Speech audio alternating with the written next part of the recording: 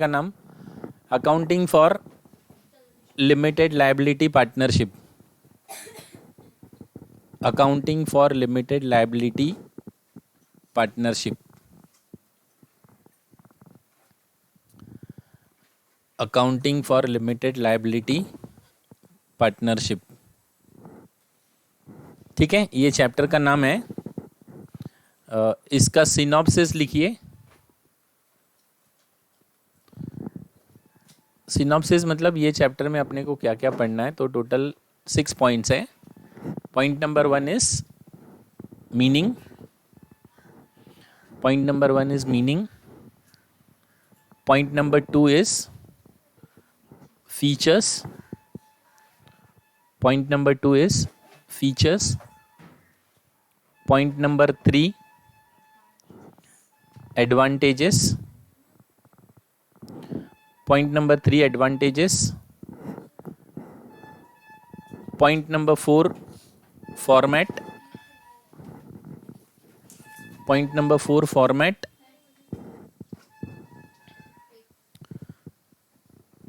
Point number 5. Point number 5 important adjustment in final account. और point number 6 practical problem. Point number 6 is practical problem. Done students, synopsis लिखा सबने? हाँ. Point number 1 meaning. Point number 2 features. Point number 3 advantages. Point number 4 format. Point number 5 important adjustment in final account. And point number 6 is practical problems. Then everyone has written till here. Okay. अच्छा, अभी सुनिए, मैं आपको है ना पहले meaning explain कर देता हूँ, उसके बाद आप लोग लिख लेना। ठीक है, तो पहले मैं एक्सप्लेन कर देता हूँ मीनिंग। राइट, देखिए क्या है। Limited liability partnership is a globally recognised form of business organisation. ठीक है, मतलब ये बिजनेस ऑर्गेनाइजेशन ग्लोबली मतलब पूरे वर्ल्ड में ये टाइप का बिजनेस ऑर्गेनाइजेशन चलता है। राइट, इसके लिए उसको क्या बोलते हैं? Limited liability partnership is a globally recognised. Globally का मतलब होता है internationally. Right, form of business organisation. Okay, मतलब इस टाइप का बिजनेस ऑर्गेनाइजेशन पूरे वर्ल्ड में चलता है। राइट, फिर limited liability partnership form of business organisation was introduce in India by limited liability partnership act 2008।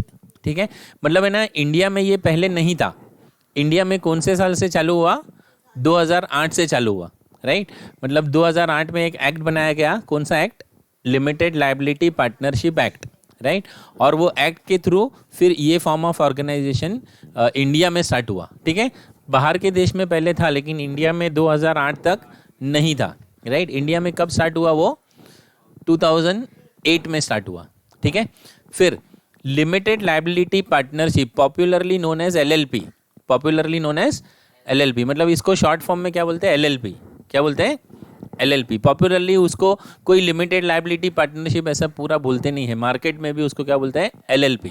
ठीक है, सो लिमिटेड लायबिलिटी पार्टनरशिप को पॉपुलरली क्या बोलते हैं? LLP। Right, now see LLP combines the advantage of both company and partnership। Company and partnership. ठीक है ना, इसका मतलब क्या है पता है? देखिए, ये जब LLP नहीं था 2008 से पहले की अगर मैं बात करूं, तो अगर आपको मिल के बिजनेस स्टार्ट करना है ना, तो आपके पास केवल 2 ऑप्शन था। एक ऑप्शन था कि आप पार्टनरशिप स्टार्ट करो, और दूसरा ऑप्शन था कि आप प्राइवेट लिमिटेड कंपनी स्टार्ट करो। ठीक है, कितने ऑप्शन थे? 2। मतलब अगर अकेला करना है तो सोल ट्रेडिंग, लेकिन अगर किसी के साथ मिल के बिजनेस करना है आपको, तो 2008 से पहले आपके पास 2 ही ऑप्शन थे। पहला क्या कौन सा था? पार्टनरशिप, और दूसरा कौन सा था? Private limited company. Private limited company. Is it clear? लेकिन पार्टनरशिप में है ना, एक सबसे बड़ा डिसएडवांटेज ये था कि पार्टनरशिप में लायबिलिटी अनलिमिटेड होता था। लायबिलिटी क्या होता था? अनलिमिटेड होता था। राइट, अनलिमिटेड लायबिलिटी का मतलब क्या होता है कि अगर पार्टनरशिप फर्म डूब गई, अगर पार्टनरशिप फर्म डूब गई और पार्टनरशिप फर्म पे अगर कर्जा हो गया, राइट, तो फर्म के नाम पे जो भी एसेट है वो तो बेचे जाएंगे और कर्जा पूरा किया जाएगा, राइट। लेकिन मान लीजिए फर्म के नाम पे जो एसेट है वो बिक गए, लेकिन फिर भी कर्जा पूरा नहीं हुआ, राइट। तो ऐसे केस में जो पार्टनर का पर्सनल प्रॉपर्टी है ना, उसको भी बेच के वो कर्जा वसूल किया जा सकता था, राइट। तो ये सबसे बड़ा डिसएडवांटेज था पार्टनरशिप फर्म का, राइट। लेकिन उसमें एक एडवांटेज भी था। एडवांटेज क्या था? फ्लेक्सिबिलिटी। एडवांटेज क्या था? फ्लेक्सिबिलिटी मतलब है ना, गवर्नमेंट के जो कायदे कानून है ना वो बहुत ज़्यादा कड़क नहीं थे, okay, it was liberal, okay. और फ्लेक्सिबिलिटी में अगर मान लीजिए आपने आज एक बिजनेस स्टार्ट किया, अगर वो नहीं चल रहा है तो दूसरा स्टार्ट करना है तो दूसरा भी स्टार्ट कर सकते थे। ये इसका एक फ़ायदा था, राइट। नुकसान क्या था बोलिए? सबसे बड़ा डिसएडवांटेज क्या था? Unlimited liability. Unlimited liability. Unlimited liability का मतलब क्या है कि अगर फर्म की प्रॉपर्टी से कर्जा पूरा नहीं हुआ तो पार्टनर की पर्सनल प्रॉपर्टी भी बिक जाती थी। तो ये एक सबसे बड़ा डिसएडवांटेज था। एडवांटेज क्या था? फ्लेक्सिबिलिटी। क्या था? फ्लेक्सिबिलिटी का मतलब कायदे कानून ज़्यादा कड़क नहीं थे और अगर बिजनेस चेंज करना चाहे तो चेंज भी कर सकते हैं, ठीक है ना, ओके। दूसरा ऑप्शन आपके पास क्या था कि प्राइवेट लिमिटेड कंपनी स्टार्ट करो। प्राइवेट लिमिटेड कंपनी स्टार्ट करो। अभी प्राइवेट लिमिटेड कंपनी में एक फ़ायदा तो ये था कि लायबिलिटी लिमिटेड था। लायबिलिटी क्या था? लिमिटेड। Is it clear? मतलब अगर कंपनी के ऊपर कर्जा हो गया और कंपनी के एसेट से अगर वो कर्जा पे नहीं हो रहा है, ठीक है, तो वो जो प्राइवेट लिमिटेड कंपनी के मेंबर्स है उसकी पर्सनल प्रॉपर्टी नहीं बिकती थी, ठीक है ना। ये एक फ़ायदा था, राइट। लेकिन उसमें भी एक नुकसान ये था कि there was very rigid rules and regulation. Rules and regulation क्या थे? बहुत स्ट्रिक्ट थे। Is it clear? मतलब कंपनी को कुछ भी करना है, रजिस्ट्रार ऑफ कंपनी से परमिशन लेना पड़ेगा, दुनिया भर का फॉर्म्स वगैरह भरना पड़ेगा। तो ये कंपनी का डिसएडवांटेज था, राइट। तो एलएलपी ने क्या किया बताया? एलएलपी ने दोनों का एक एक एडवांटेज उठा लिया, राइट। पार्टनरशिप में क्या एडवांटेज था बोलिए? Flexibility, right. तो पार्टनरशिप का फ्लेक्सिबिलिटी ले लिया, ओके। कंपनी में क्या एडवांटेज था? Limited liability. तो कंपनी में से क्या ले लिया?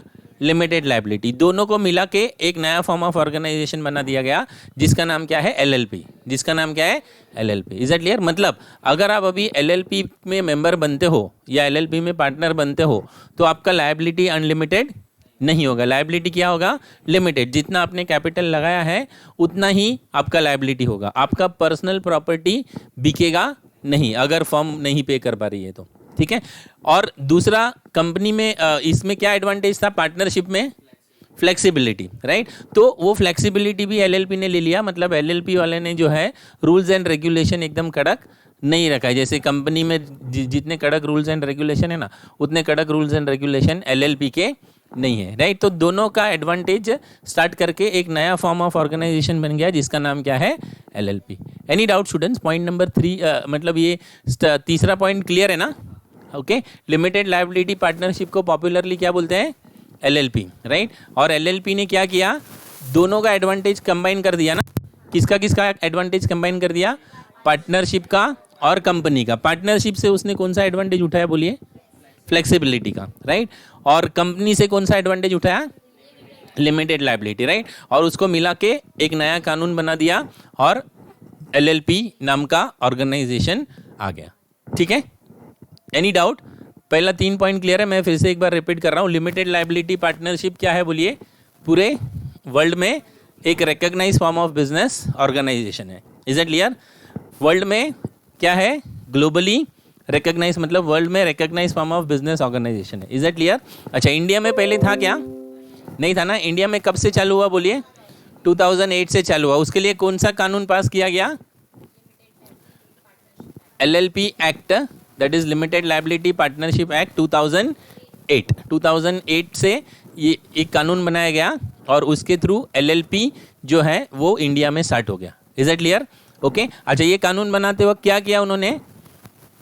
दोनों का एडवांटेज को कंबाइन कर दिया। किसका किसका एडवांटेज को कंबाइन कर दिया? पार्टनरशिप का और कंपनी का। पार्टनरशिप से कौन सा एडवांटेज ले लिया बोलिए? फ्लेक्सिबिलिटी ले लिया। और कंपनी में से कौन सा एडवांटेज ले लिया? Limited liability, right. और वो दोनों को लेके एक नया कानून बनाया और उसके थ्रू ये form of business organisation market में आ गया, ठीक है। Okay, shall I take the fourth point? Okay, LLP is a form of business organization in which designated partners manage the business as per the provision specified in the LLP agreement. Is that clear? मतलब LLP एक ऐसा business organisation है जिसमें designated partners जैसे देखिए company में क्या होता है, शेयर होल्डर्स होते हैं, राइट। लेकिन मैनेज कौन करता है? Board of directors. मैनेज कौन करता है? Board of director. इसमें भी क्या हो गया, इसमें भी पार्टनर हो गए, राइट। लेकिन जो लोग उसको मैनेज करेंगे ना, उसको बोलते हैं डेजिग्नेटेड पार्टनर। उसको क्या बोलेंगे? Designated partner, right. तो डेजिग्नेटेड पार्टनर बिजनेस को मैनेज करेंगे, किसके हिसाब से मैनेज करेंगे? As per the provision specified in LLP agreement, right. मतलब आपको LLP स्टार्ट करना है तो आपको एग्रीमेंट बनाना होगा, राइट। कौन कितना कैपिटल लेके आएगा, ओके, कौन कैसे प्रॉफिट शेयरिंग करेगा, ओके, फिर क्या बिजनेस करेंगे हम लोग, किसका क्या रिस्पॉन्सिबिलिटी होगा, ये सारी चीज़ें वो एग्रीमेंट में लिखी होती है, राइट। तो वो एग्रीमेंट के हिसाब से कौन बिजनेस चलाएगा? Designated partner. Any doubt? Is it clear? LLP में कौन बिजनेस चलाता है बोलिए? Designated partner. और किसके हिसाब से चलाएंगे? जो LLP एग्रीमेंट बना है उसके हिसाब से चलाएंगे, राइट। LLP एग्रीमेंट में क्या क्या लिखा होता है, क्लियर है ना? कौन कितना कैपिटल लाएगा, किसका कितना प्रॉफिट शेयरिंग रेशियो होगा, राइट। फिर कौन सा बिजनेस करना है, किसका क्या ड्यूटी होगा, क्या रिस्पॉन्सिबिलिटी होगा, वो सब किस में लिखा होता है? LLP एग्रीमेंट में। Any doubt? Okay, in LLP one partner is not responsible और liable for another partners misconduct और नेग्लिजेंस, ठीक है ना। देखिए पार्टनरशिप में ये सबसे बड़ा डिसएडवांटेज था, अनलिमिटेड लायबिलिटी तो था ही, लेकिन अनलिमिटेड के साथ साथ लायबिलिटी क्या था पता है? Joint and several. अभी जॉइंट एंड सेवरल को कॉमन लैंग्वेज में बोलेंगे ना तो पार्टनरशिप में ऐसा था, हम तो डूबेंगे सनम तुमको भी ले डूबेंगे। मतलब क्या है कि अगर किसी एक पार्टनर ने गलती किया, ठीक है ना, और वो एक पार्टनर की गलती की वजह से लॉस हो रहा है, ठीक है, लेकिन वो लॉस भुगतना सबको पड़ता था, क्योंकि सारे पार्टनर का लायबिलिटी क्या था? जॉइंट एंड सेवरल था। Is it clear? अभी मान लीजिए 5 पार्टनर है, उसमें एक की गलती की वजह से नुकसान हुआ, लेकिन भरना सबको पड़ता था, राइट। कभी कभी ऐसा भी होता था कि मान लीजिए किसी पार्टनर का 60% शेयर है, प्रॉफिट में कितना शेयर है? 50% या 60% शेयर है, ठीक है।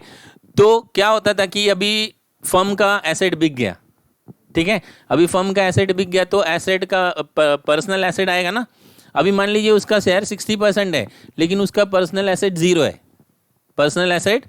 जीरो है, तो वो जीरो, उसका भी जिम्मेदारी वो बाकी के 4 पे गया ना। मतलब प्रॉफिट में तो 60% लेके जा रहा था, पर्सनल प्रॉपर्टी नाम पे कुछ नहीं है, तो जो नुकसान है वो बाकी के 4 को भी झेलना पड़ रहा है। Is it clear? ऐसा किस में होता था? पार्टनरशिप में, नॉर्मल पार्टनरशिप में, ठीक है ना। लेकिन LLP में ऐसा नहीं है, राइट। LLP में क्या है? Limited liability. क्या है? जितना आपने कैपिटल लगाया उतना ही आपका लायबिलिटी, राइट। दूसरे पार्टनर की वजह से अगर कोई लॉस भी हो गया तो इंडिविजुअल पार्टनर के पर्सनल प्रॉपर्टी पे कुछ असर नहीं होगा, ठीक है। आपने जो पैसा लगाया एज अ कैपिटल, वो अगर एक बार डूब गया तो डूब जाएगा, ठीक है ना, लेकिन आपका पर्सनल प्रॉपर्टी को कुछ असर नहीं होता है। Any doubt? Okay, so in LLP all partners have limited liability like share holders of the company के शेयर होल्डर्स का लायबिलिटी भी लिमिटेड रहता है ना, ओके। जितना उन्होंने शेयर खरीदा है उतना ही उसका लायबिलिटी रहता है, ओके। कंपनी अगर डूब गया तो शेयर होल्डर का पर्सनल प्रॉपर्टी को कोई टच नहीं कर सकता, ठीक है। फिर in LLP partner liability is limited to the extent of agreed contribution in LLP। Agreed contribution का मतलब है कैपिटल, जितना आपने कैपिटल दिया है उतना आपका लायबिलिटी, ठीक है। और फिर in LLP has a separate legal status. LLP का क्या होता है? Separate legal status, right. Partnership में ऐसा नहीं था, पार्टनरशिप का लीगल स्टेटस सेपरेट नहीं था। अगर मान लीजिए 4 पार्टनर है, 4 में से एक पार्टनर अगर छोड़ के जा रहा है तो उसको डिसॉल्व करना पड़ता था। आप लोग ने पढ़ा होगा retirement of partner 12th standard में, राइट। या कोई नया पार्टनर ज्वाइन हो रहा है तो एडमिशन ऑफ पार्टनर, ठीक है। लेकिन LLP में ऐसा नहीं है, LLP का लीगल स्टेटस सेपरेट ही है। पार्टनर्स लोग आ सकते हैं, जा सकते हैं, अपना जो LLP है वो चलता रहेगा। Any doubt students? क्लियर है? मीनिंग क्लियर है? लिख लेते हैं आप लोग। आपको मैंने दिया है मोबाइल में, आप अभी नहीं लिखेगी तो कभी नहीं लिखेगी, वो भी मैं बोल रहा हूँ। हाँ, अब यहाँ से देख लो, जल्दी से लिख लो मीनिंग। मैं मांगता है तो डिक्टेट भी करते जाता हूँ यहाँ से। कितने पॉइंट है मीनिंग में मेरे ख्याल से? 1 2 3 4 5 6 7 8 पॉइंट्स हैं। और इस तरीके से लिखो कि आपको बस याद हो जाना चाहिए। पहला पॉइंट क्या है बोलिए? देखिए उसका कीवर्ड क्या है? Globally recognised. क्या है मतलब एलएलपी क्या है? एक globally recognised form of business organisation है। ग्लोबली रिकॉग्नाइज्ड का मीनिंग क्लियर है? ग्लोबली रिकॉग्नाइज्ड का मतलब क्या है? पूरी दुनिया में चलने वाला फॉर्म ऑफ बिजनेस ऑर्गेनाइजेशन है। ठीक है, चलिए आप लोग की दुआ कबूल हो गई, स्क्रीन भी स्टार्ट हो गया। Done students, first line is done. और नेक्स्ट लेक्चर में ये मीनिंग पूछने वाला हूं।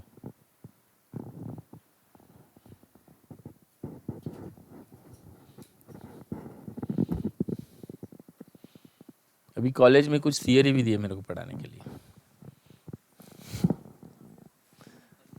आप लोगों ने एफवाई भी कम है। हाँ, एक मिनट, इसको थोड़ा सा मैं छोटा कर दूं ताकि ठीक है।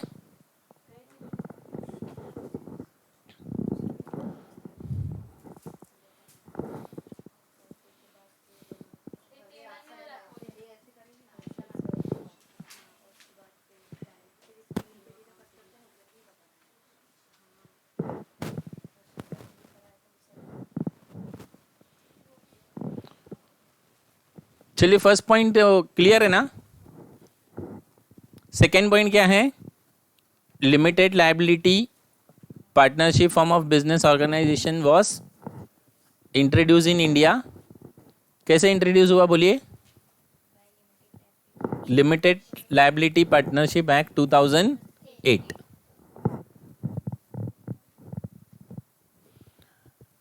Limited liability partnership form of business organization was introduced in India by Limited Liability Partnership Act 2008।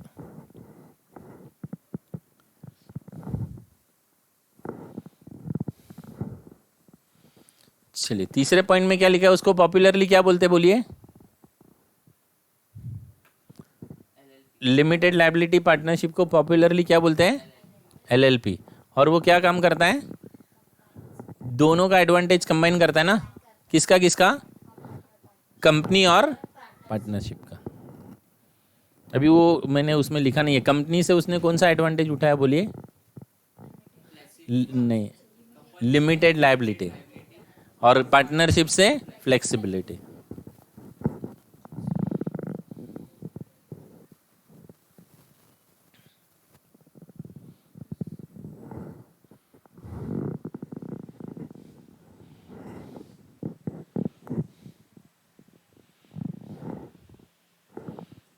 ठीक है, चौथे पॉइंट में क्या लिखा है? कौन मैनेज करता है उसको? Designated partner. कैसे मैनेज करता है? हाँ, जो भी एलएलपी एग्रीमेंट में लिखा है उसके हिसाब से उसको वो मैनेज करता है।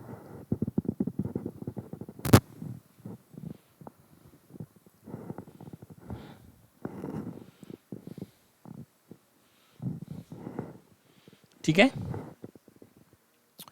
फिर पांचवें पॉइंट में क्या लिखा है? किसी एक पार्टनर ने गलती किया तो उसके वजह से दूसरे को भुगतना पड़ता है क्या? नहीं, एलएलपी में नहीं भुगतना पड़ता है। ठीक है ना? वो किस में था? नॉर्मल पार्टनरशिप में।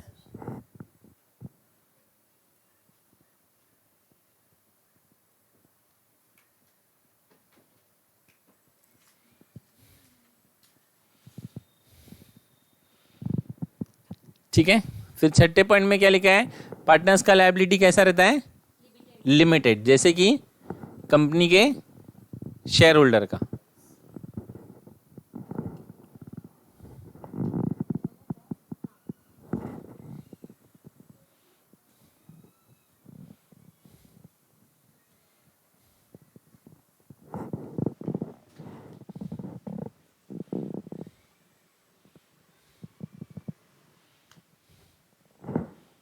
ठीक है। 7वें पॉइंट में क्या बोला है, उनका लायबिलिटी कहाँ तक लिमिटेड रहता है, जितना उन्होंने कंट्रीब्यूशन का मतलब है कैपिटल। कंट्रीब्यूशन का मतलब क्या है, कैपिटल। मतलब एलएलपी में वो कैपिटल वर्ड को रिप्लेस करके क्या बोला गया है, कंट्रीब्यूशन। ठीक है। और लास्ट पॉइंट में क्या बोला है कि एलएलपी का सेपरेट लीगल स्टेटस होता है, सेपरेट लीगल स्टेटस होता है। ये स्टूडेंट्स एनी डाउट?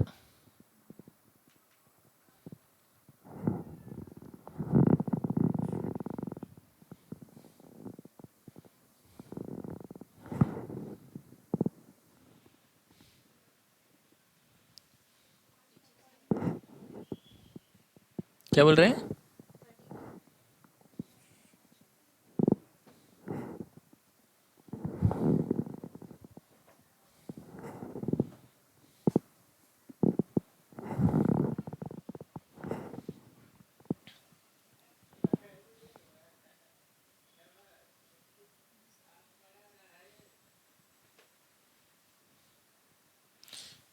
ये स्टूडेंट्स डन?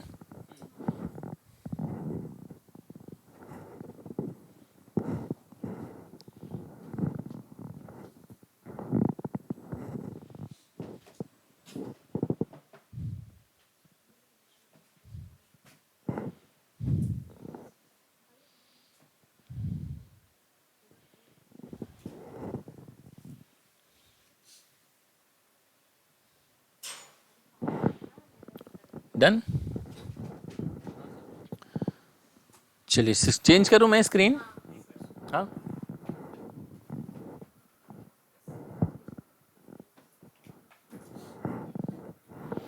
तुम लोग का थोड़ा आगे ले लो चेयर, और लोग आएगी तो एक्चुअली उधर एक जन कोई बैठेगा ना तो यहाँ पे जगह हो जाएगा, वो वाली चेयर पे कोई एक जन बैठेगा ना तो मेरे ख्याल से इन लोग ने।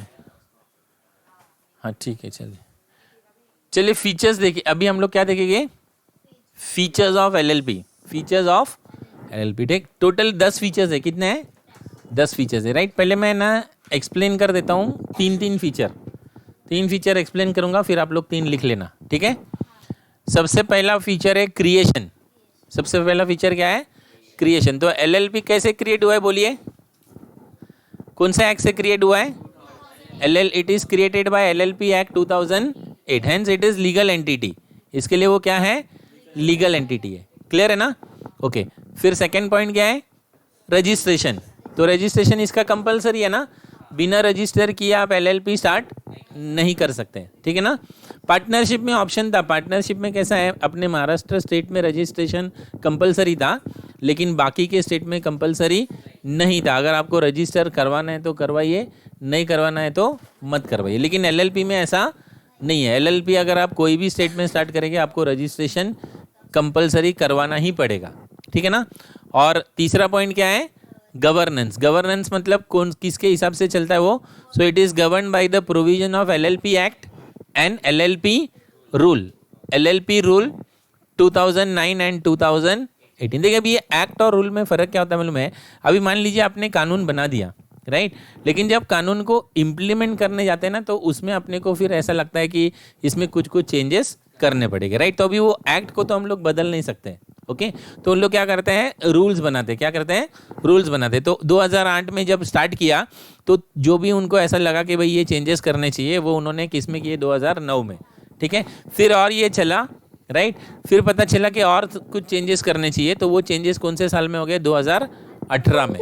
2018 में भी रूल्स में चेंजेस हुए, ठीक है। एनी डाउट, क्लियर है। पहला 3 फीचर हाँ लिखे गए। सबसे पहला फीचर क्या है बोलिए, क्रिएशन। कौन से एक्ट के हिसाब से उसका क्रिएशन होता है, इसीलिए उसका सेपरेट लीगल एंटिटी, ठीक है ना। रजिस्ट्रेशन क्या है, ऑप्शनल है कि कंपलसरी है, कंपलसरी है ना, ठीक है। और गवर्नेंस उसका किसके हिसाब से होता है, एलएलपी एक्ट के हिसाब से होता है। और फिर 2009 में कुछ रूल बने थे और 2018 में भी कुछ रूल बने थे, इसके हिसाब से उसका गवर्नेंस होता है, ठीक है। एनी डाउट, लिखिए जल्दी से। Point number 1, creation.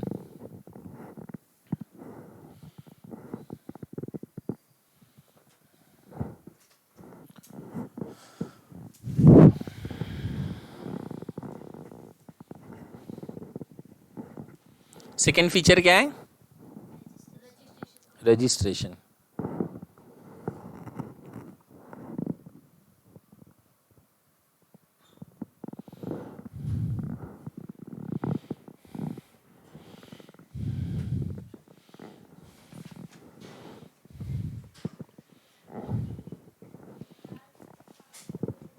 तो एलएलपी का रजिस्ट्रेशन कंपलसरी है ना?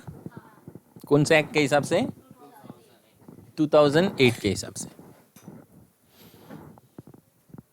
और गवर्नेंस मतलब कौन से कानून के हिसाब से चलता है ये? एलएलपी एक्ट 2008, फिर कुछ रूल्स बनाए गए 2009 में और कुछ रूल्स बनाए गए 2018 में।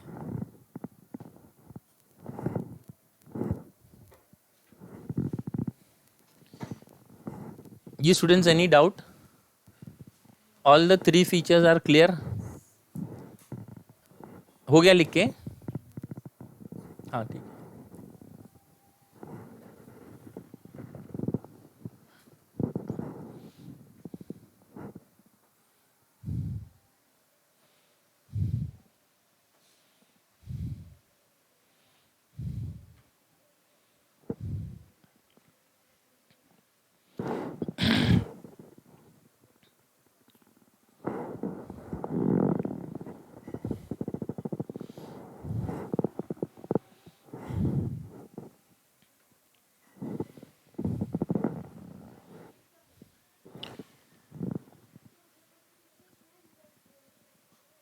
Shall I take the next point?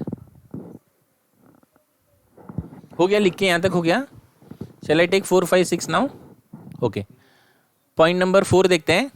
अभी देखिए, परपेचुअल सक्सेशन। अभी ये परपेचुअल सक्सेशन है ना, ये टेक्निकल नाम है, मतलब it is a law language. Perpetual succession का सिंपल मीनिंग क्या है? Continuous life. सिंपल मीनिंग क्या है? कंटिन्यूअस लाइफ, मतलब पार्टनर आते रहेंगे और जाते रहेंगे, लेकिन एलएलपी का जो बिजनेस है वो कंटिन्यू रहेगा। कब तक? जब तक लॉ उसको बंद करने के लिए नहीं कहता है। क्लियर है students? Any doubt? So LLP के पास क्या होता है? Perpetual succession. परपेचुअल सक्सेशन का मतलब क्या है? Continuous life. ठीक है, कंटिन्यूअस लाइफ का मतलब पार्टनर आते रहेंगे और जाते रहेंगे, लेकिन एलएलपी जो है वो चलता रहेगा। ये परपेचुअल सक्सेशन नॉर्मल पार्टनरशिप में नहीं था, राइट? नॉर्मल पार्टनरशिप में अगर कोई पार्टनर चला गया तो उसको डिसॉल्व करना पड़ता था ना, और नया फर्म स्टार्ट करना पड़ता था। Is that clear? क्लियर है point number 4? Okay, point number 5 भी ले लेता हूं मैं। लाइबिलिटी, बोलिए। लिमिटेड है अनलिमिटेड है? लिमिटेड है ना। और कहां तक लिमिटेड है? To the extent of their contribution towards LLP. Is that clear? Okay, member, minimum 2 member, minimum 2 member. और ये भी बहुत बड़ा एडवांटेज है, there is no limit on the maximum number of partners. Is that clear? Public limit, sorry private limited में भी है ना रेस्ट्रिक्शन है, मेरे ख्याल से 200 से ज़्यादा नहीं ले सकते आप, लेकिन इसमें कोई रेस्ट्रिक्शन नहीं है, कम से कम 2 और मैक्सिमम कितने भी। Any doubt? क्लियर है? लिखेंगे 4th वाला? क्या है 4th वाला, बोलिए? Perpetual succession.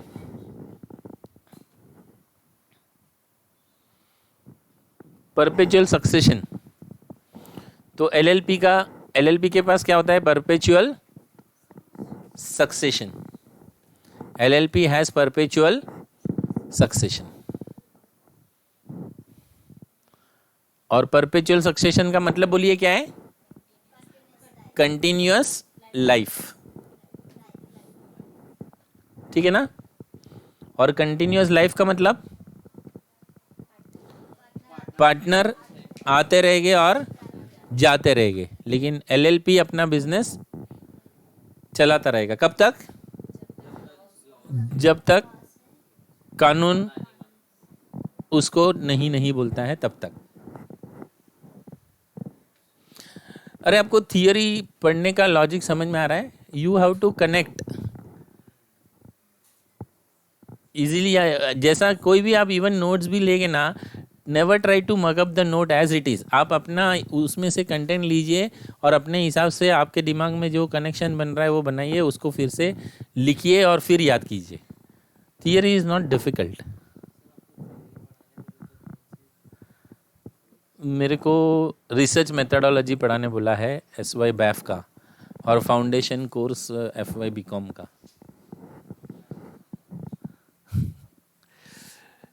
ये students any doubt? Point number 4 is done. Point number 5 liability है ना. कैसा है बोलिए उसका लायबिलिटी? लिमिटेड. लेकिन कहाँ तक? Extent of their contribution towards LLP.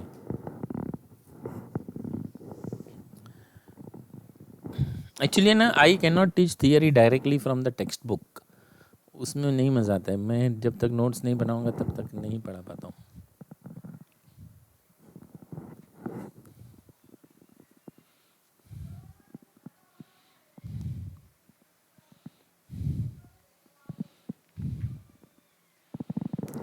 ठीक है, चलिए मेंबर्स की बात करेंगे. कितने मेंबर चाहिए बोलिए? Minimum 2, maximum there is no limit on the maximum number of partners.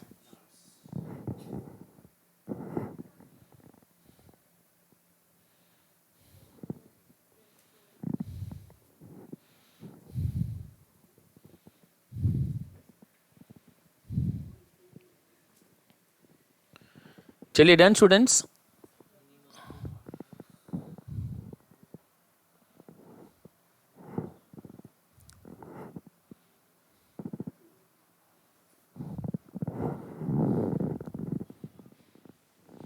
Done. चलिए फिर से एक बार पहला पॉइंट क्या है बोलिए? पहला क्रिएशन. किसके हिसाब से क्रिएट होता है वो? LLP एक्ट 2008 के हिसाब से. इसके लिए उसका लीगल एंटिटी है ना. दूसरा पॉइंट क्या है बोलिए? रजिस्ट्रेशन. ऑप्शनल है कि कंपलसरी है? कंपलसरी है ना. कौन से एक्ट के हिसाब से? LLP एक्ट 2008 के हिसाब से. गवर्नेंस कैसे होता है उसका?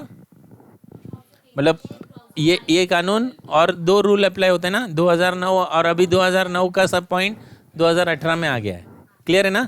फिर क्या है? Perpetual succession. परपेचुअल सक्सेशन का मतलब कंटिन्यूअस लाइफ. कंटिन्यूअस लाइफ का मतलब पार्टनर आएंगे और जाएंगे लेकिन LLP चलता रहेगा. कब तक चलता रहेगा? जब तक कानून उसको अलाउ करता है. ठीक है ना. फिर परपेचुअल सक्सेशन के बाद क्या देखा हम लोग ने? लायबिलिटी. कैसा है बोलिए? लायबिलिटी लिमिटेड है. कहाँ तक? Contribution towards LLP. ठीक है. मेंबर कितने होते हैं? Minimum 2, maximum no limit. Any doubt? Shall I take the 7th one? Okay. अभी देखिए 7th वन जो है ना उसको बोलते हैं डिपिन. DPIN. इसका मतलब क्या मालूम है? डेजिग्नेटेड पार्टनर का नंबर. Is that clear? मतलब जैसे मैंने बताया ना कि कंपनी में कौन मैनेज करता है? डायरेक्टर्स मैनेज करते हैं ना. तो पार्टनर्स में कौन मैनेज करता है? Designated partner. कौन मैनेज करता है?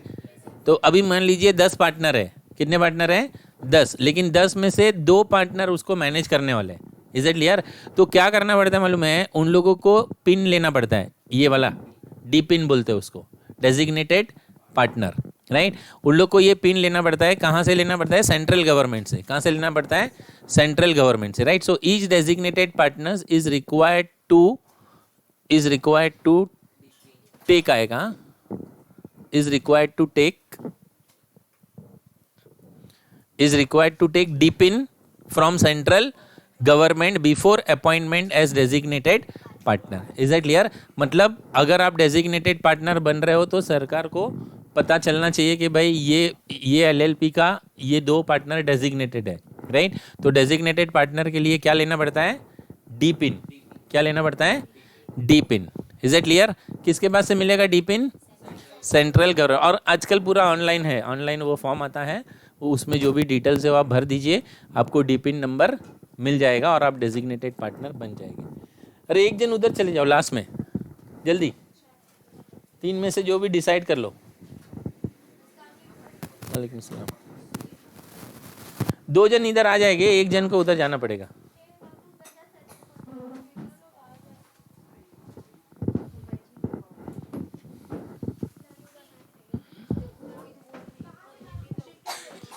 थोड़ा उसको जाने दो।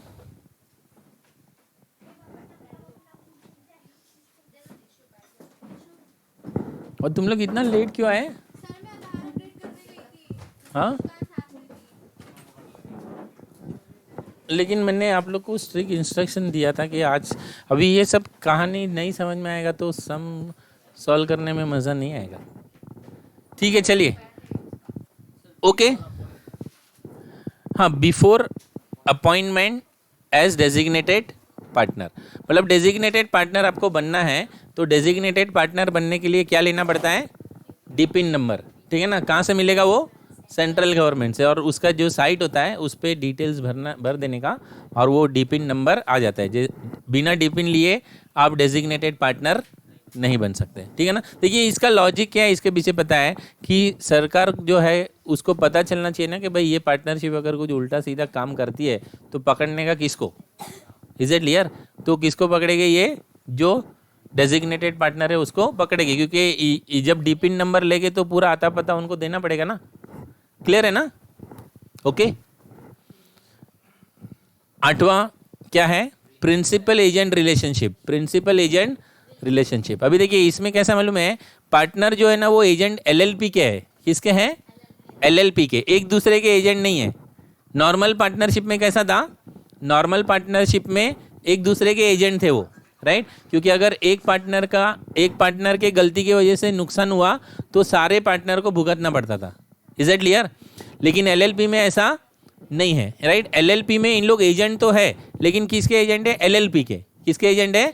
मान लीजिए एक पार्टनर की वजह से कुछ नुकसान भी हुआ तो वो नुकसान है ना एलएलपी भुगतेगी। कौन भुगतेगा? एलएलपी का जो एसेट है वो बेच के पूरा किया जाएगा। Is it clear? पार्टनर का पर्सनल प्रॉपर्टी पे कुछ असर नहीं आएगा। इसके लिए इसमें क्या बोलते हैं कि इन लोग का प्रिंसिपल एजेंट रिलेशनशिप है, लेकिन किसके साथ में? एलएलपी के साथ में। Is it clear? Normal partnership में उन लोग का आपस में प्रिंसिपल एजेंट रिलेशनशिप था, राइट। मतलब अगर एक की वजह से नुकसान हुआ तो सारों को भुगतना पड़ता था, राइट। इसमें अगर एक की वजह से नुकसान भी हुआ तो कौन भुगतेगा? एलएलपी, ठीक है। एलएलपी अगर नुकसान भर पाया तो ठीक है, नहीं भर पाया तो सामने वाले का बैड डेब्ट्स हो जाएगा। Is it clear? Any doubt? Okay. फिर स्टैट्यूटरी रिकॉर्ड्स, तो LLP has to maintain books of accounts as required by the act, right. LLP act में जो बुक्स ऑफ अकाउंट्स बोले गए हैं वो उसको बनाने पड़ेंगे। Any doubt? 7, 8, 9 is clear. 7 वाला क्या है बोलिए? डीपिन। इसका लॉजिक क्लियर है ना? डेजिग्नेटेड पार्टनर बनने से पहले क्या लेना पड़ता है? ये नंबर लेना पड़ता है। कहाँ से मिलेगा वो? सेंट्रल गवर्नमेंट से, ठीक है। फिर इन लोग का कैसा रिलेशनशिप है? प्रिंसिपल एजेंट रिलेशनशिप, लेकिन किसके साथ? एलएलपी के साथ, not with the partners. Is it clear? और 9वां पॉइंट क्या है? Statutory record. Statutory record maintain करने पड़ेंगे ना, ओके। जो भी एलएलपी एक्ट ने बोला है वो हिसाब से रिकॉर्ड मेंटेन करने पड़ेंगे। लिखिए ये, लिखिए जल्दी से। अरे समझ में आ रहा है ना? मैं बहुत दिन के बाद थियरी पढ़ा रहा हूँ।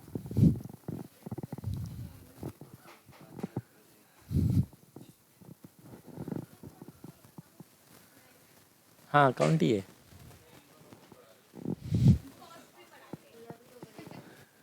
मैंने सारा इंस्ट्रक्शन कल दिया था।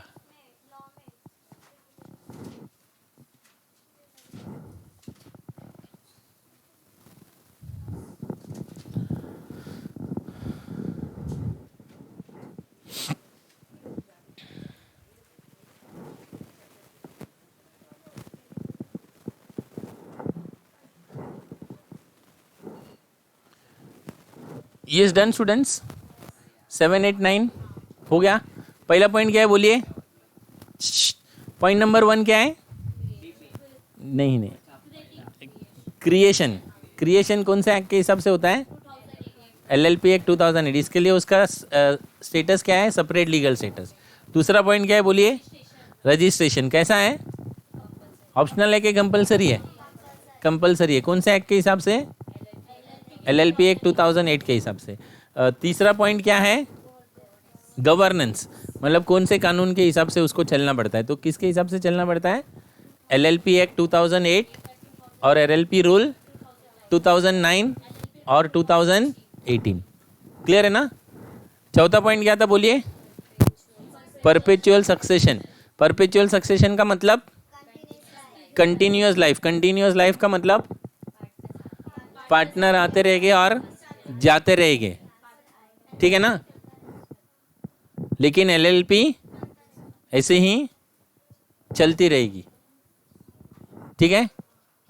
मतलब खुशी मिले या गम बदलेंगे ना हम, दुनिया चाहे बदलती रहे, ठीक है ना।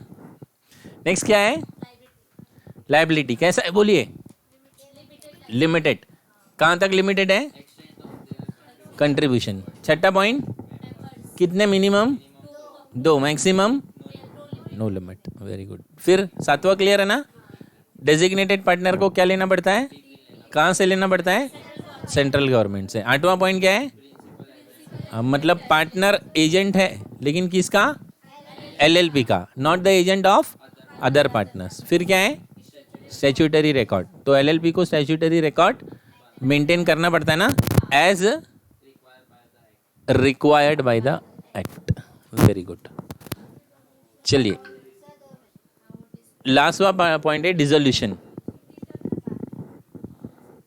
लास्ट पॉइंट क्या है, डिसोल्यूशन, ठीक है।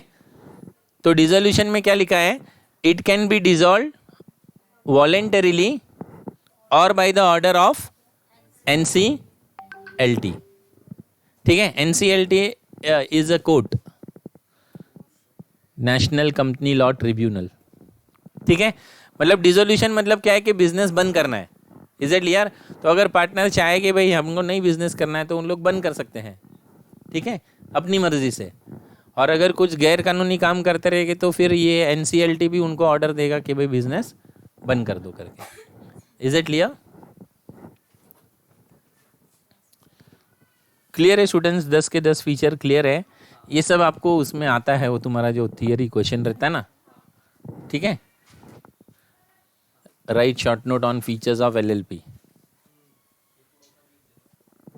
हाँ, पूरा नहीं भी लिखेंगे, 6-7 पॉइंट भी लिखेंगे तो भी चलेगा।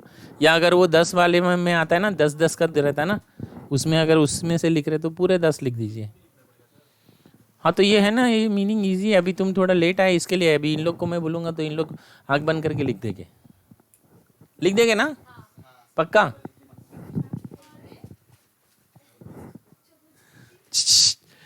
चलिए features clear, shall we proceed further, okay. चलिए नेक्स्ट लेते हैं एडवांटेजेस। नेक्स्ट पॉइंट क्या है, एडवांटेजेस ऑफ एलएलपी। अभी आपने फीचर्स सीखा है ना, तो एडवांटेजेस ज़्यादा डिफिकल्ट नहीं है, ठीक है। पहला 3 एडवांटेज मैं बता रहा हूँ। पहला एडवांटेज क्या है बोलिए, उसका फॉर्मेशन इजी है ना। कंपनी से अगर कंपेयर करेंगे तो उसका फॉर्मेशन बहुत ही इजी है, ज़्यादा फॉर्मेलिटी नहीं करनी पड़ती है, ठीक है ना। उसका ऑपरेशन भी इजी है, ठीक है ना।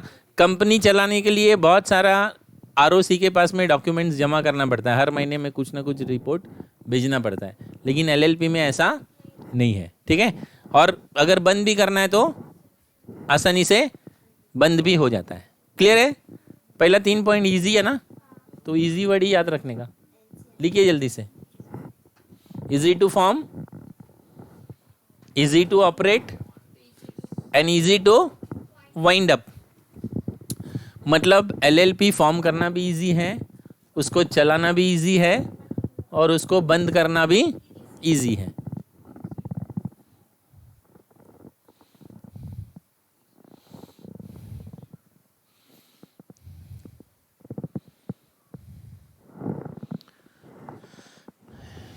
You students, any doubt?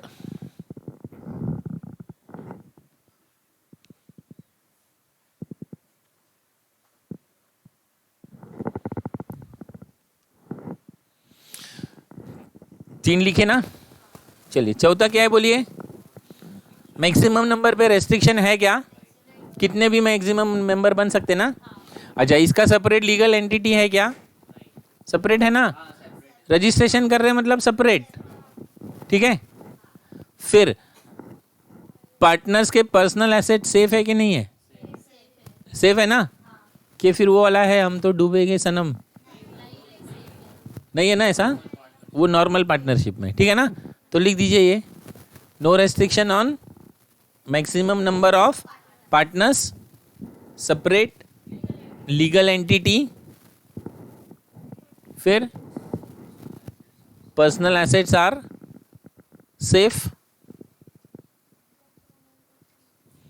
Personal assets are safe.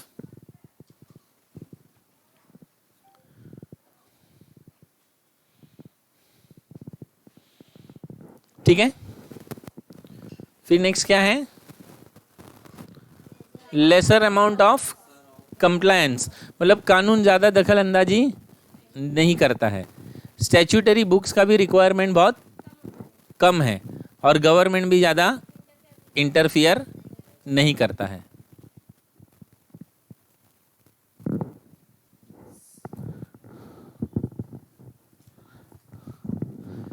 Less interference of the government.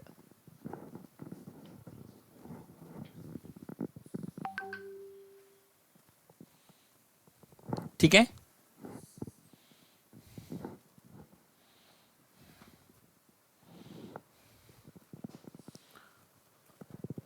और लास्ट के 2 पॉइंट क्या है, कन्वीनियंट फॉर प्रोफेशनल्स, मतलब देखिए आजकल है ना, जो चार्टर्ड अकाउंटेंट है, लॉयर है, डॉक्टर्स वगैरह है, वो लोग एलएलपी फॉर्म करते हैं। ठीक है, तो उनके लिए कन्वीनियंट है। नॉर्मल वाला पार्टनरशिप भी चल रहा है, ऐसा नहीं कि नहीं है, लेकिन नॉर्मल वाला पार्टनरशिप मान लीजिए अपना फैमिली बिजनेस है, हस्बैंड वाइफ पार्टनर्स बनना चाह रहे हैं, तो उन लोग नॉर्मल कर सकते हैं। लेकिन अगर बाहर वाले को इन्वॉल्व करना है तो क्या फॉर्म करने का, एलएलपी। ओके, और लास्ट एडवांटेज क्या है, वर्ल्ड वाइड एक्सेप्टेंस, मतलब पूरी दुनिया में इस तरीके का बिजनेस चल रहा है, कहीं नहीं है। वर्ल्ड वाइड एक्सेप्टेंस का मतलब है कि हर जगह पे है।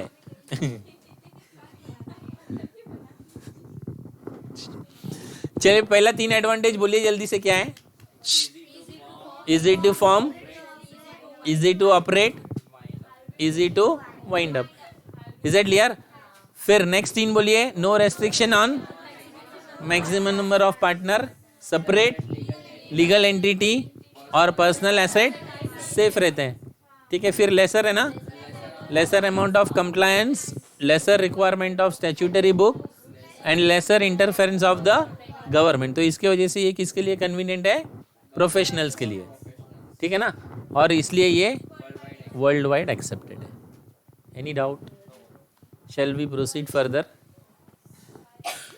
नेक्स्ट हेडिंग लिखिए, फॉर्मेट ऑफ बैलेंस शीट। हाँ, सेम फाइनल अकाउंट जो हम लोग ने किया था ना कंपनी का,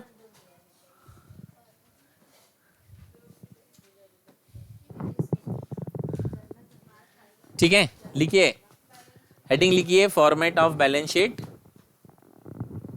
format of balance sheet. Okay, और फॉर्मेट ऑफ बैलेंस शीट में ये ड्रॉ कीजिए, क्या लिखा है, statement of assets and liability, statement of assets and liability as on 31 March, मतलब मैंने डेट ऐसे ही लिखा है,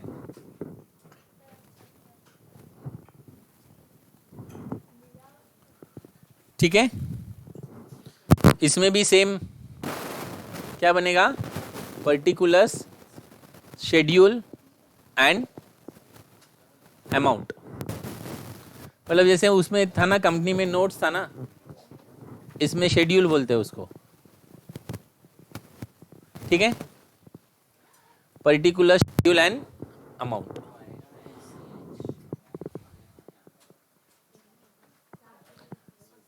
पर्टिकुलर, शेड्यूल एंड अमाउंट। अभी देखिए, आप लोग ने कंपनी का फाइनल अकाउंट सीखा है ना, करीब करीब वैसा ही है, थोड़ा सा सिर्फ फर्क है इसमें, क्योंकि ये पार्टनरशिप का है ना, इसके लिए। ठीक है, देखिए कंपनी के इसमें है ना, लायबिलिटी साइड का नाम बदल के क्या हो गया था, इक्विटी एंड लायबिलिटी। क्या हो गया था, equity and liability, is it clear? लेकिन इसमें इक्विटी की जगह पे क्या वर्ड है? Contribution and liability, is it clear? क्योंकि पार्टनर जो पैसा देते हैं उसको कंट्रीब्यूशन बोलते हैं ना, इज इट क्लियर? तो इसके लिए उसका नाम क्या है? Contribution and liability, contribution and liability. Any doubt? Equity and liability के बदले में नाम क्या हो गया बोलिए?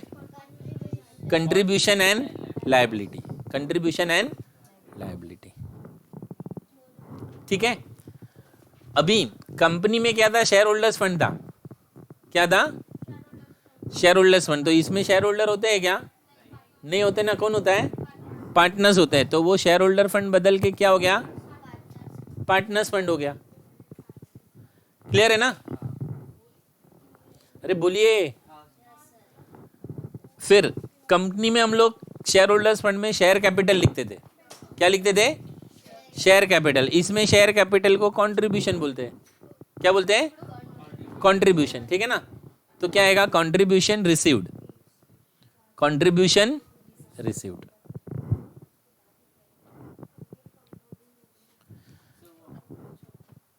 ठीक है। Any doubt? फिर देखिए कंपनी में कैसा होता था मालूम है? नॉन करंट लायबिलिटी और करंट लायबिलिटी, ऐसा होता था ना। इसमें वैसा नहीं है, सिर्फ एक ही हेडिंग है। क्या हेडिंग है? लायबिलिटी। क्या हेडिंग है? लायबिलिटी।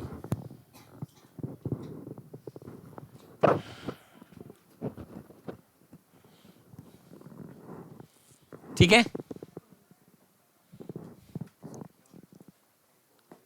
ओके। और लायबिलिटी में secured loan, short term borrowing, creditors और ट्रेड पेबल, क्रेडिटर्स और ट्रेड पेबल।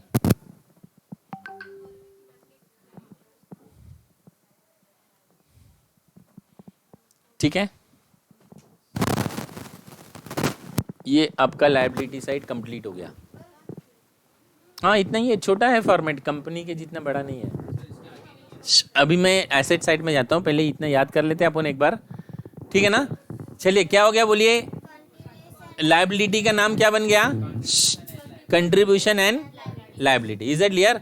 और कंट्रीब्यूशन एंड लायबिलिटी में दो पार्ट है, एक है पार्टनर्स फंड और दूसरा है लायबिलिटी। अब इसको याद कैसे रखने का देखिए, यहाँ पे मैंने कीवर्ड लिखा है।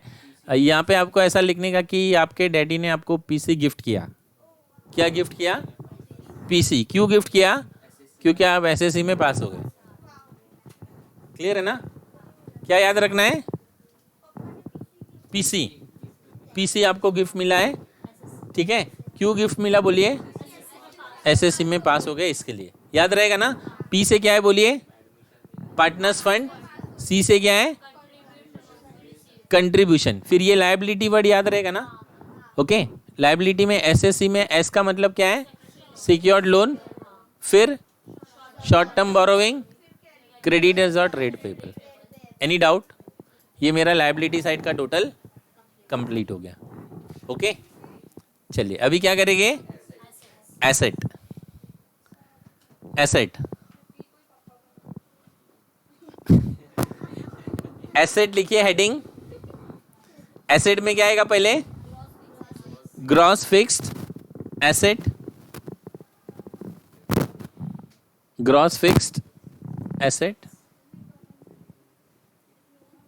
ग्रॉस फिक्स्ड एसेट में से क्या माइनस करने का? Depreciation and amortisation, depreciation and amortisation. ठीक है। जो आंसर आएगा, जो आंसर आएगा उसको बोलते हैं नेट फिक्स्ड एसेट्स। उसको क्या बोलते हैं? Net fixed assets. हाँ लिखिए आराम से। Gross fixed assets less depreciation and amortisation. जो आंसर आएगा उसको क्या बोलते हैं? Net fixed assets. उसके बाद क्या है? इन्वेस्टमेंट, उसके बाद क्या है, इन्वेस्टमेंट, ठीक है। इन्वेस्टमेंट के बाद loans and advances, loans and advances, loans and advances के बाद इन्वेंट्रीज, लोन्स एंड एडवांस के बाद इन्वेंट्री, इन्वेंट्री के बाद डेटर्स और बिल्स रिसीवेबल, डेटर्स और bills receivable and cash equivalent,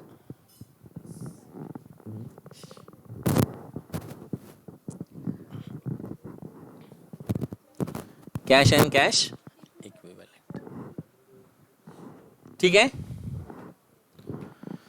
okay, फिर से एक बार रिपीट करते हैं। एसेट्स में क्या है बोलिए, gross fix assets less depreciation and amortisation, net fix assets, investment, loans and advances, inventories, debtors और bills receivable, cash and cash equivalent, ठीक है। अभी इसका, हाँ बोलिए। अब मैं बता रहा हूँ, ये मैंने अभी तक इसके बारे में मैंने कुछ बोला ही नहीं है, ठीक है ना। अभी इसको याद रखने का मेमोरी ट्रिक क्या है बताएं। इसको याद रखने के लिए ना, अपने कॉलेज में एक प्यून है ना, उसका नाम नीलकंठ है, एक नॉन टीचिंग स्टाफ है ना, उसका नाम क्या है, नीलकंठ, और सब लोग उसको नील बोलते, क्या बोलते हैं, नील बोलते, क्या बोलते हैं, नील, ठीक है ना। तो इसको कैसे याद रखने का मालूम है, गवर्नमेंट डिप्लोमा पास किया किसने, नील ने, ठीक है। क्यों किया मालूम है उसने गवर्नमेंट डिप्लोमा, अपने को मालूम है अपने कॉलेज में आईडी का प्रॉब्लम है, साल खत्म होएगा तो भी आईडी मिलता नहीं है, नहीं मिलता ना जल्दी, ठीक है ना। तो उसने क्या किया, गवर्नमेंट डिप्लोमा किया, किसने किया, नील ने, और क्या खोला, आईडी का कंपनी, क्या खोला, आईडी का company. Is it clear, it is just a memory trick to remember, is it clear. Government diploma किया किसने, नील ने, और क्या किया गवर्नमेंट डिप्लोमा करने के बाद, आईडी का कंपनी खोल दिया, राइट। तो जी से आपको याद रहेगा ग्रॉस फिक्स एसेट, डी से क्या याद रहेगा, डेप्रिसिएशन एंड एमोर्टाइजेशन, एन से क्या रहेगा, नेट फिक्स एसेट, आई से क्या याद रहेगा, इन्वेस्टमेंट, एल से क्या रहेगा, लोन्स एंड एडवांसेस, आई से क्या रहेगा, इन्वेंट्री, डी से क्या रहेगा, डेटर्स बिल्स रिसीवेबल, और cash and cash equivalent. Any doubt, याद है ना। चलिए लायबिलिटी का एक बार फिर से बोलिए, लायबिलिटी का कीवर्ड क्या है बोलिए, पीसी मिला आपको, क्यों मिला, ओके। ये मेन हेडिंग याद रखने का, मेन हेडिंग क्या है, कंट्रीब्यूशन एंड लायबिलिटी, पी से क्या है, पार्टनर्स फंड, और सी से क्या है, कंट्रीब्यूशन रिसीव्ड। फिर सेकंड वाला ये वाला हेडिंग याद रखिए, okay. L, L stands for liability, okay. इसमें एस है ना, एस से सिक्योर्ड लोन, एस से शॉर्ट टर्म बोरोइंग, और सी से क्रेडिटर्स और ट्रेड पेबल। क्लियर हो गया liability.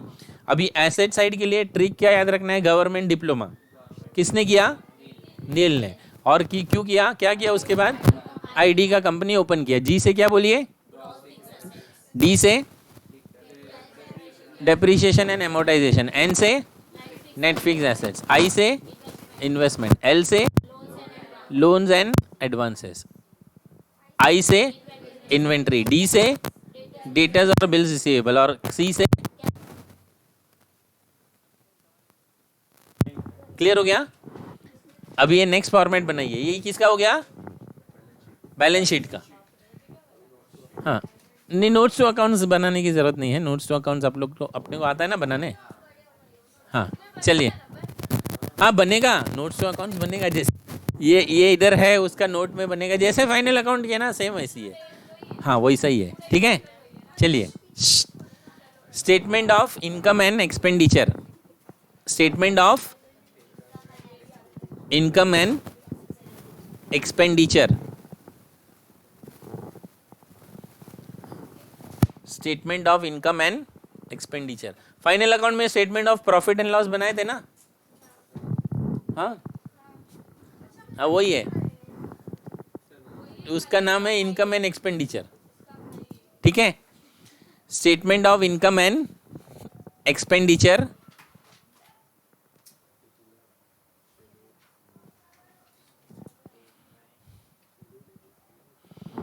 Statement of income and expenditure from, date मैंने लिखा है 1 अप्रैल 2017 टू 31 मार्च 2018, ठीक है। पर्टिकुलर्स,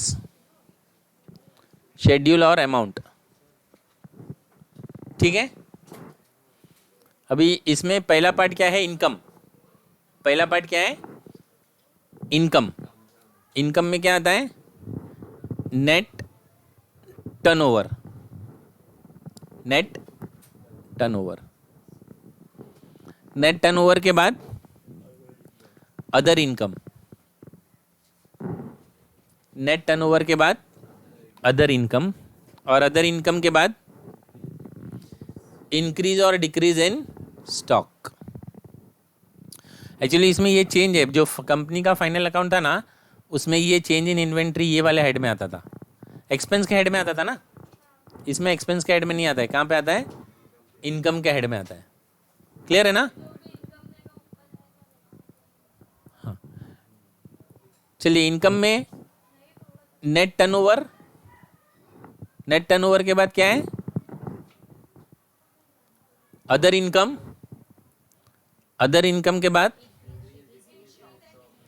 इंक्रीज और डिक्रीज इन स्टॉक। ओके, तो ये मेरा इनकम साइड कंप्लीट हो गया, इनकम साइड कंप्लीट हो गया। ओके, इसको याद रखने का कीवर्ड क्या है बोलिए, सर्दी है इसके लिए नो आइसक्रीम, आइसक्रीम खाने का नहीं। चलिए डन, एक्सपेंस हो गया ना, क्लियर है। नेक्स्ट लिखिए, हेडिंग लिखिए एक्सपेंस। एक्सपेंस, एक्सपेंस में परचेज मेड फॉर रीसेल,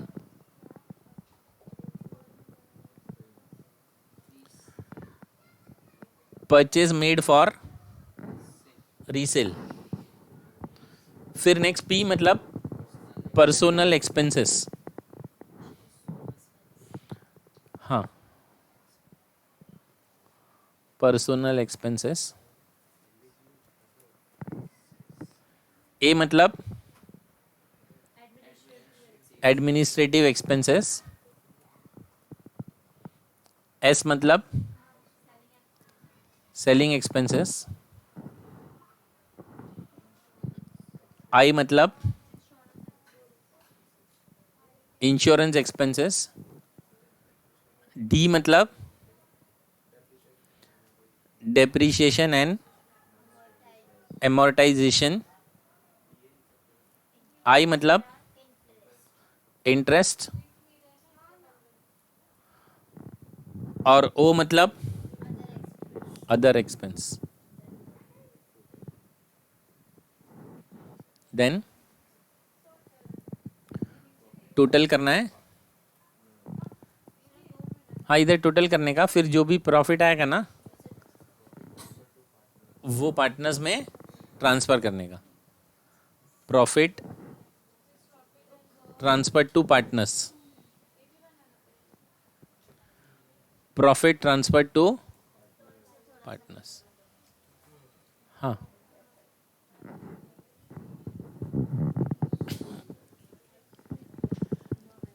ठीक है।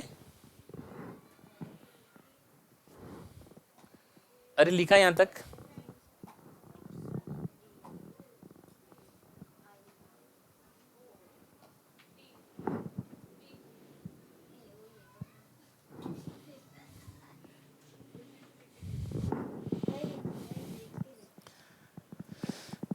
चलिए डन।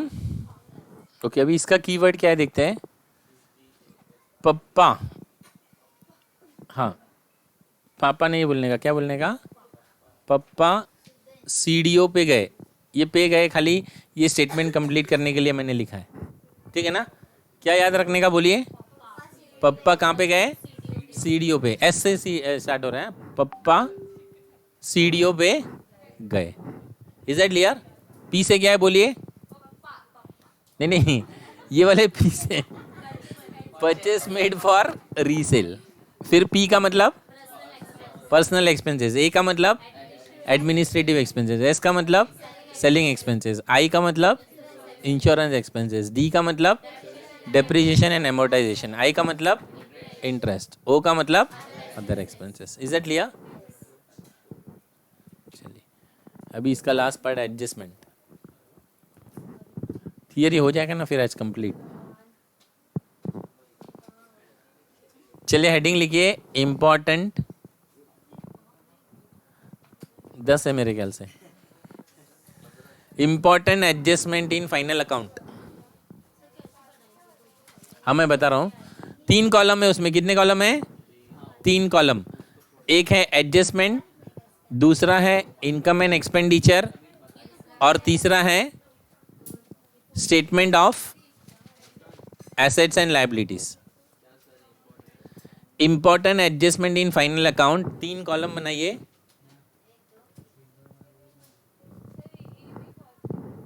नहीं ये फॉर्मेट नहीं है, ये एडजस्टमेंट का कैसे सॉल्व करने का। एडजस्टमेंट का 2 इफेक्ट देना पड़ता है ना, हाँ तो कौन सा एडजस्टमेंट का क्या इफेक्ट होएगा वो है।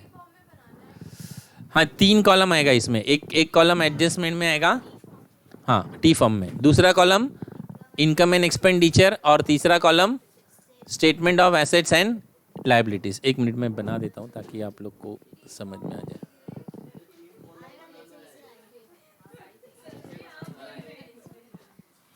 एक मिनट, हाँ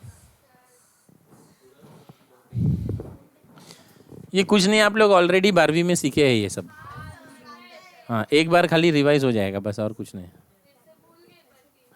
हाँ इसके लिए मैंने रखा ना इसमें, नहीं तो मैं ये स्किप कर देता था।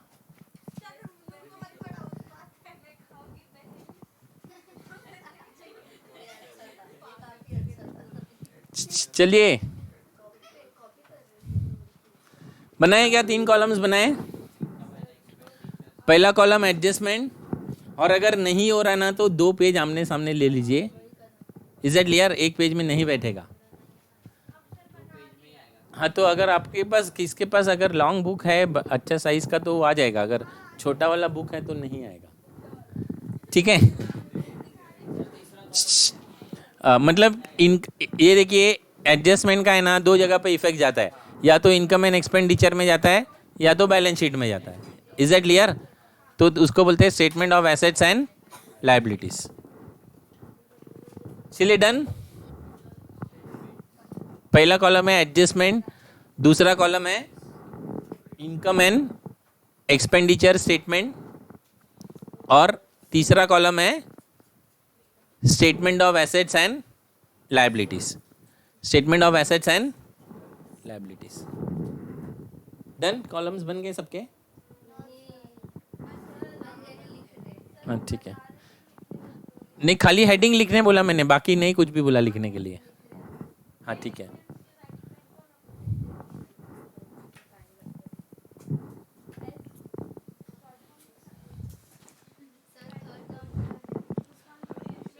हाँ statement of assets and liability.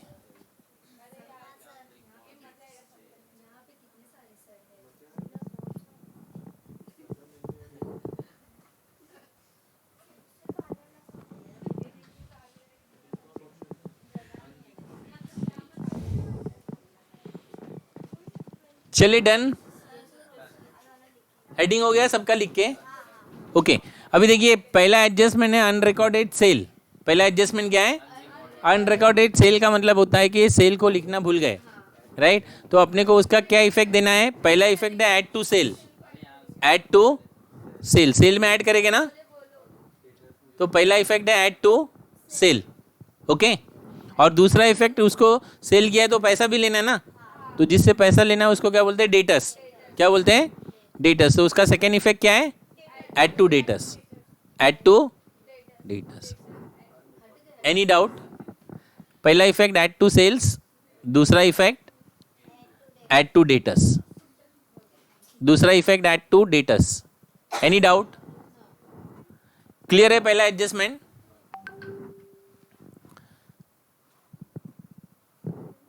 Okay, पहला एडजस्टमेंट है अनरिकॉर्डेड सेल, पहला इफेक्ट एड टू सेल, दूसरा effect add to debtors. Is that clear? चलिए सेकेंड एडजस्टमेंट है अनरिकॉर्डेड परचेस. सेकेंड एडजस्टमेंट क्या है? अनरिकॉर्डेड परचेस, मतलब परचेस अगर रिकॉर्ड करना भूल गए, ठीक है, तो पहला इफेक्ट क्या करेंगे? परचेस में ऐड करेंगे ना, तो ऐड टू परचेस, राइट. और सेकेंड इफेक्ट परचेस किया है तो पैसा देना भी होगा, तो जिसको देना होता है उसको क्या बोलते हैं? क्रेडिटर्स. तो दूसरा इफेक्ट क्या है? Add to creditors, add to creditors. ठीक है, पहला इफेक्ट ऐड टू परचेस और second effect add to creditors.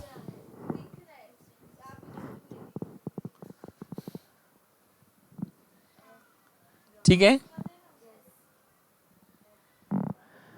Add to purchase, पहला इफेक्ट ऐड टू परचेस, दूसरा effect add to creditors. Done students? Okay, अभी थर्ड एडजस्टमेंट क्या है पहले देख लीजिए, बाद में लिखना आप लोग. थर्ड एडजस्टमेंट है गुड्स ऑन सेल और return basis. Goods on sale और रिटर्न बेसिस, इसका मतलब क्या होता है मालूम है? आपके पास से कोई है ना गुड्स लेकर गया है, लेकिन ये बोलकर लेकर गया है कि अच्छा लगेगा तो रखूंगा, नहीं तो वापस कर दूंगा. क्लियर है ना? एडजस्टमेंट का मीनिंग पहले समझ में आया क्या है? गुड्स ऑन सेल और रिटर्न बेसिस, राइट. मतलब क्या है कि सामने वाला बंदा आपके पास से गुड्स लेके गया है, लेकिन क्या कंडीशन पे लेके गया है? अच्छा लगेगा तो रखेगा, नहीं तो वापस कर देगा, राइट. और अक्सर ये एडजस्टमेंट में अकाउंटेंट गलती क्या करता है मालूम है क्या? वो ऐसा समझता है कि बिक गया करके. क्या समझता है?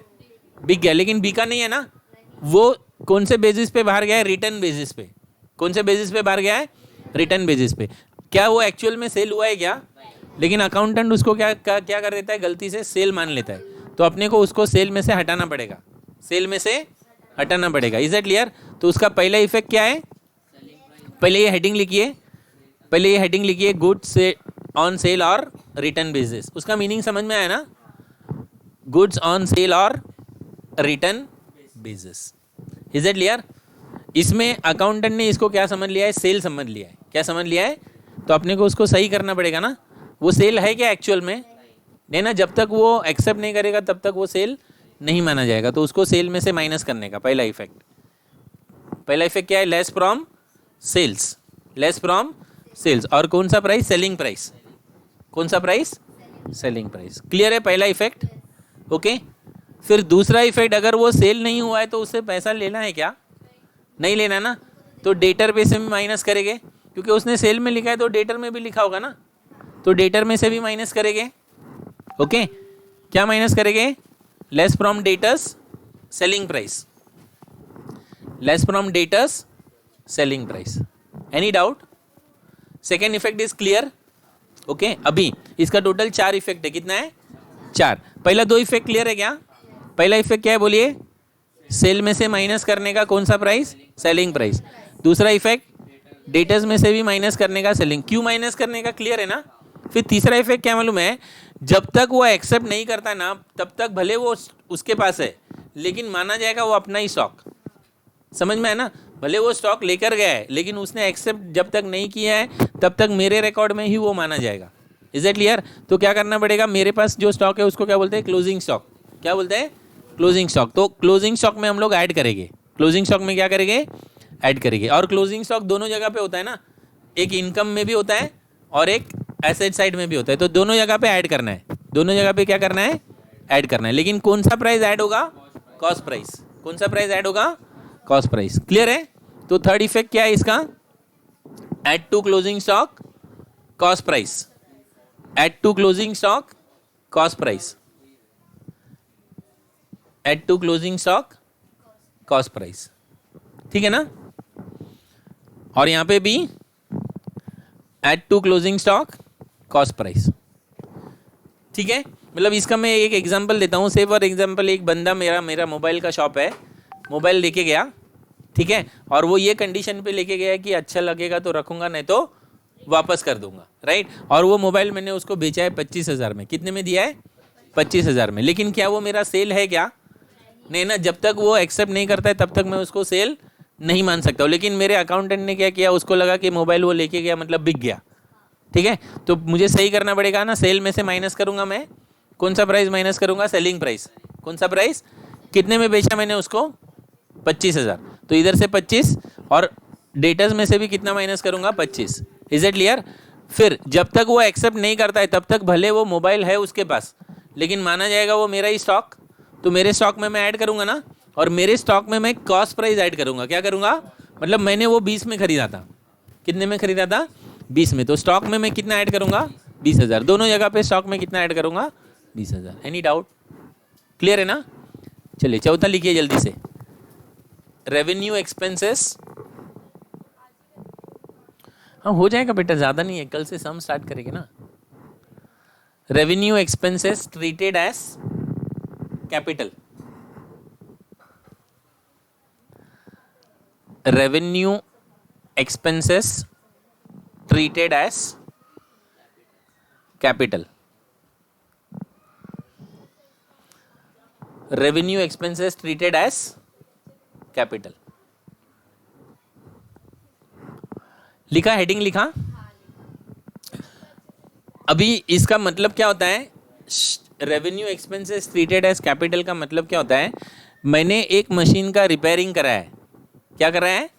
रिपेयरिंग करने के लिए मैंने मान लीजिए कि 50,000 या 10,000 रुपया खर्चा किया है, ठीक है। लेकिन अकाउंटेंट को ऐसा लगा कि मैंने नया मशीन खरीदा है। उसको क्या लगा? नया मशीन खरीदा है। तो उसने गलती से उसको किस में ऐड कर दिया? मशीन में। किस में ऐड कर दिया? मशीन में। तो वो सही है क्या? मशीन से उसको हटाना पड़ेगा और उसको कहाँ पे लेके आना पड़ेगा? रिपेयरिंग में, क्योंकि वो रिपेयरिंग का खर्चा है ना। तो पहला इफेक्ट क्या है? ऐड टू एक्सपेंस, क्योंकि रिपेयरिंग में ऐड करो और मशीन में से माइनस करो। ओके, क्लियर है? What is the first effect? Add to expense and less from asset. Less from asset. Any doubt? चौथे वाले पॉइंट में कोई डाउट है किसी को? लिखा? दोनों इफेक्ट लिखा? चलिए अभी पांचवा पॉइंट क्या है देखिए। Capital expense treated as revenue. Capital expense treated as revenue मतलब एक्चुअल में मैं मशीन खरीद के लाया हूं। क्या खरीद के लाया हूं? मशीन। लेकिन अकाउंटेंट को ऐसा लगा कि मैंने रिपेयरिंग कराया। Is it clear? तो उसने गलती से किस में लिख दिया? रिपेयरिंग में। गलती से किस में लिख दिया? रिपेयरिंग में। लेकिन एक्चुअली वो रहना कहाँ पे चाहिए? एसेट में रहना चाहिए ना। किस में रहना चाहिए? एसेट में, राइट। तो इसको सही कैसे करेंगे? रिपेयरिंग में से माइनस करेंगे, मशीनरी में ऐड करेंगे। Is that clear? So less from expense, less from expense, add to asset. Less from expense, add to asset. Any doubt? Clear है? पांचवा। अभी ये सब आप लोग ने बचपन में सीखे हैं। बोलिए प्रीपेड एक्सपेंस का इफेक्ट बोलिए।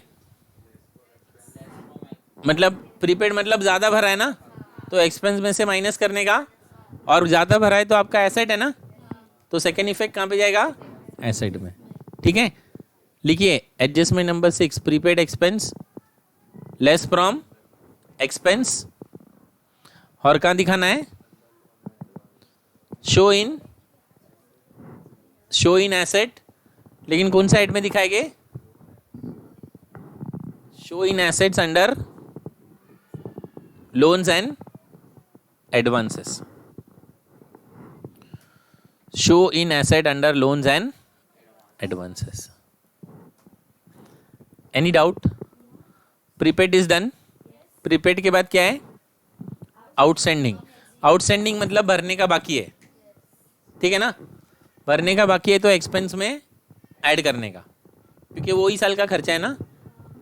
ऐड टू एक्सपेंस, ठीक है।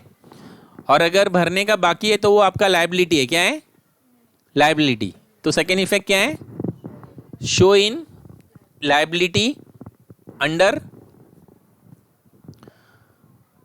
Show in liability under creditors slash trade payable, creditors slash trade payable. Any doubt? चलिए, आउटस्टैंडिंग के बाद क्या है? नहीं, ये डेप्रिसिएशन। डेप्रिसिएशन भी एक्सपेंस है ना, तो पहला इफेक्ट प्रॉफिट एंड लॉस में आएगा, ठीक है ना। Show in expense under, show in expense under, show in expense under depreciation and amortization, show in expense under depreciation and amortization, ठीक है। और एसेट में से क्या करते हैं? उसको माइनस करते हैं ना, डेप्रिसिएशन को।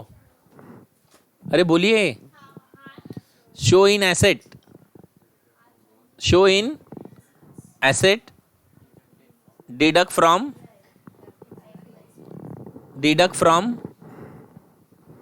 gross cost of each asset,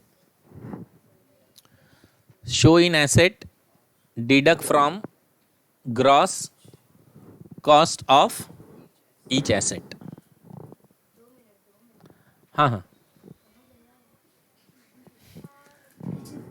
second effect लिखना है, सेकेंड इफेक्ट लिखना है, फर्स्ट इफेक्ट।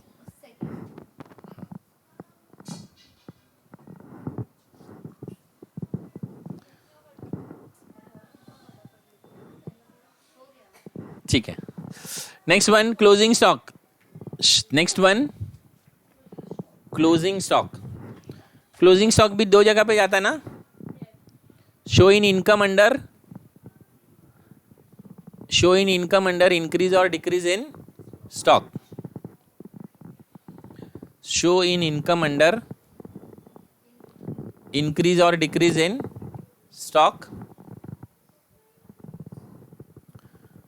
ठीक है। सेकेंड इफेक्ट एसेट में जाता है ना, सेकेंड इफेक्ट कहां पे जाता है? एसेट में।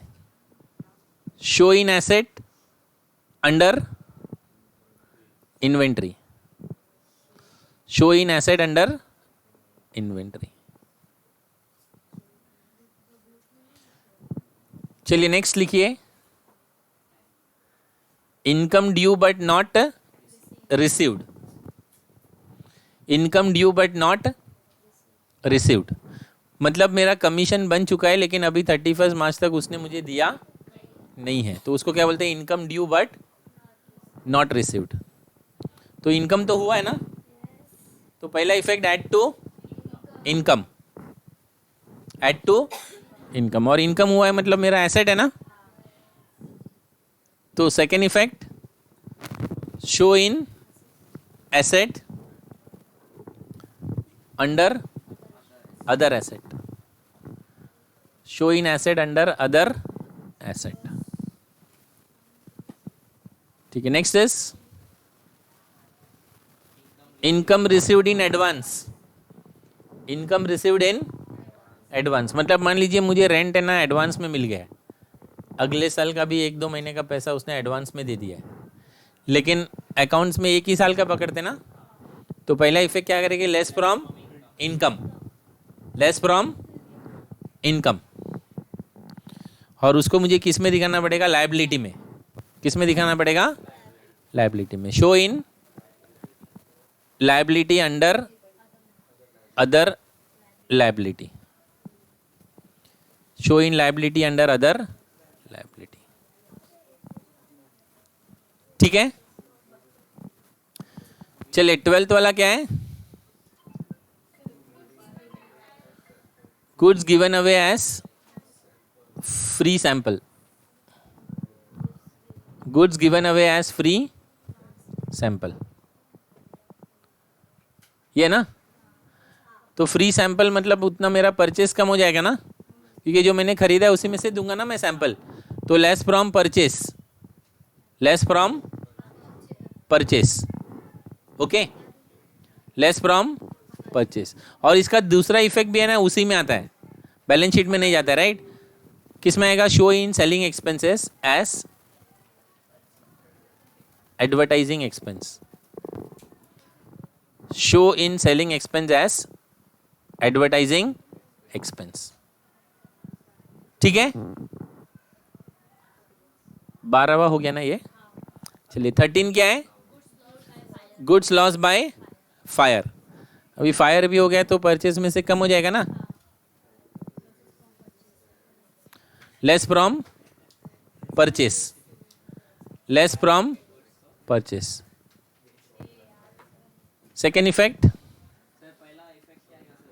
लेस फ्रॉम परचेस,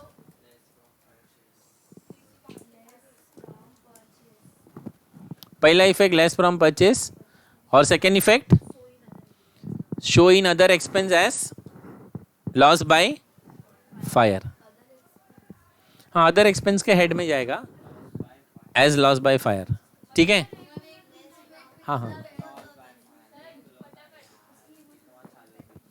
चलिए 13 वाला है ना। हाँ, आप पहले 13 सबको कंप्लीट कर लेने दीजिए। 13 का पहला इफेक्ट है लेस फ्रॉम परचेस, और सेकेंड इफेक्ट है show in other expense as loss by fire. और सेकेंड इफेक्ट उसी में है, उसी मतलब प्रॉफिट एंड लॉस में ही जाता है, वो बैलेंस शीट में नहीं जाता है। क्लियर है ना? डन। 13 तक हुआ सबका। चलिए 14th, goods loss by fire and insurance claim receivable. Goods loss by fire, goods loss by fire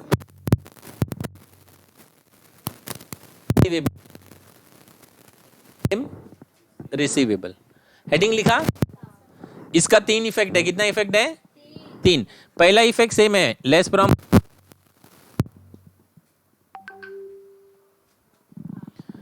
from purchase, ये पहला इफेक्ट। फिर दूसरा इफेक्ट है ना, वो सेकेंड कॉलम में लिखिए, ठीक है। Show insurance claim receivable, show insurance claim receivable in asset other asset, under other asset, under.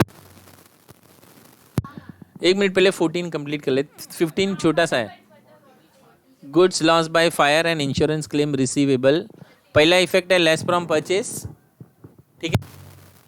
दूसरा इफेक्ट है show insurance claim in asset under other asset,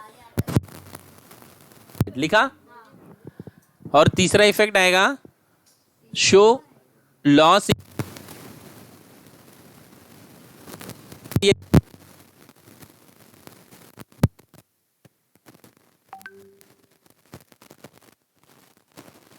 S by. देखिए इसका मतलब क्या मालूम है आपका? मान लीजिए 50,000 रुपए का गुड्स डिस्ट्रॉय हो गया, राइट। तो परचेज में से 50,000 माइनस करने का, कितना माइनस करने का? 50। लेकिन आपने इंश्योरेंस निकाला है और इंश्योरेंस वाला 40,000 देने वाला है। कितना देने वाला है? तो वो 40,000 एसेट में दिखाने का, राइट। तो 50 में से 40 तो मिलेगा ना, तो एक्चुअल लॉस कितने का हुआ? तो वो 10,000 profit and loss other expense में, ठीक है। चलिए लास्ट वाला, goods taken by partner, goods taken by partner, less from purchase and less from partners contribution, less from purchase and less from partners contribution,